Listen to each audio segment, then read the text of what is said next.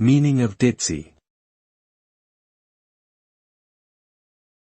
Ditzy. Ditzy. Ditzy. Ditzy. The term ditzy refers to someone who comes across as scatterbrained, absent-minded, or flighty. It is often used to describe individuals who seem unfocused or easily distracted, appearing to lack a certain level of intelligence or common sense.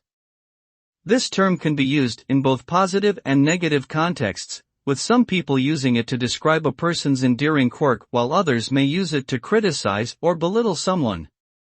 Overall, ditzy describes a somewhat whimsical, light-hearted personality that may not always be practical or grounded in reality.